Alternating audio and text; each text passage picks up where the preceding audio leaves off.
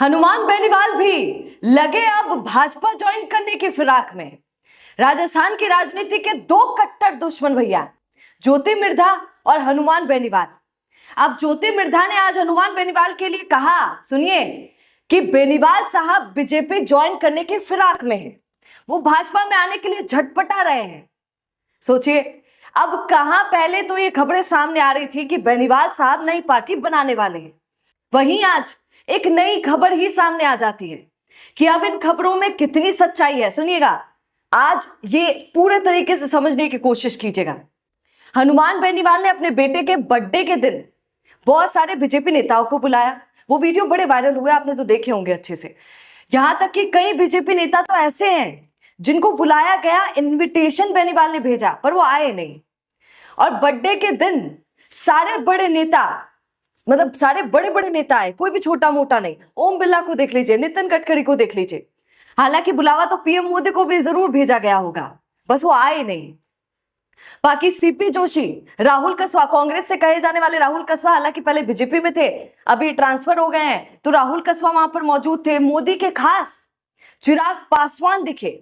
ज्यादातर नेता जितने भी बर्थडे के दिन आए वो या तो बीजेपी के थे या एनडीए गठबंधन वाले थे। ये सब ऐसे ही नहीं बुलाए गए थे, क्योंकि राजनीति में याद रखिएगा, कुछ भी ऐसे ही नहीं होता है, बल्कि उसका कोई गहरा मतलब होता है।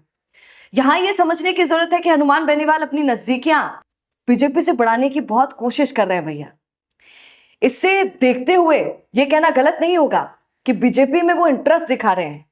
ये भी हो सकता है कि इन दिनों हनुमान बेनीवाल जो नई पार्टी की बात कर रहे हैं, ध्यान से सुनिएगा, वो सिर्फ बीजेपी को डराने के लिए मात्र है, ताकि बीजेपी हनुमान बेनीवाल को बीजेपी ज्वाइन करने के लिए इनवाइट कर दे और आगे चलकर कई सारे ऑफर दे दे। अब सुनिए, ऑफर समझते हैं आप, राजनीति में ऑफर किसको कहते हैं? अगली बारी आरएलपी के विधायकों को कैबिनेट में जगह मिल सकती है। हो सकता है कि बीजेपी उन्हें ऑफर कर दे हनुमान बेनीवाल को, जैसा कि वो सोच रहे हैं। हनुमान बेनीवाल को कोई बड़ा पद दिया जा सकता है और शायद केंद्र में उनको बड़ा पद मिल सकता है। यहाँ कि केंद्र में कैबिनेट मंत्री भी बन सकते हैं, क्योंकि बेनीवाल ने कई बार पहले ऐसा बोला है। लोकसभा के वक्त उन्होंने बोला है, विधानसभा के वक्त भी कई बार उन्होंने बोला है कि बीजेपी ने उन्हें राजस्थान सरकार में कैबिनेट मंत्री का ऑफर दिया। और किरोड़ी लाल मीणा तो बेनीवाल के लिए बोल ही रहे थे कुछ दिनों पहले कि छोड़कर तुम गए हो, वापस आ जाओ। क्योंकि यकीन मानिए, हनुमान बेनीवाल ये अच्छे से जानते हैं कि नई पार्टी खड़ी करना कोई दाएं बाएं हाथ का खेल नहीं है भैया।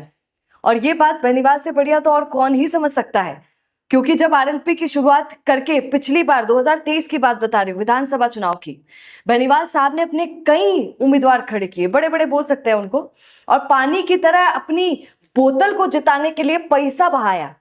बावजूद इसके एक सीट उनको मिली और वो एक सीट भी हनुमान बेनीवाल जीत कर गए। तो आप देख सकते हैं कि कितना टफ है एक नई पार्टी बनाकर जीत पाना। अब ये देखना होगा कि इसमें कितनी सच्चाई है कि हनुमान बेनीवाल बीजेपी ज्वाइन करने वाले हैं या नहीं, ये भविष्य बताएगा। पर आप ऐसे जुड़े रहिए राजस्थान वन के साथ। नमस्कार।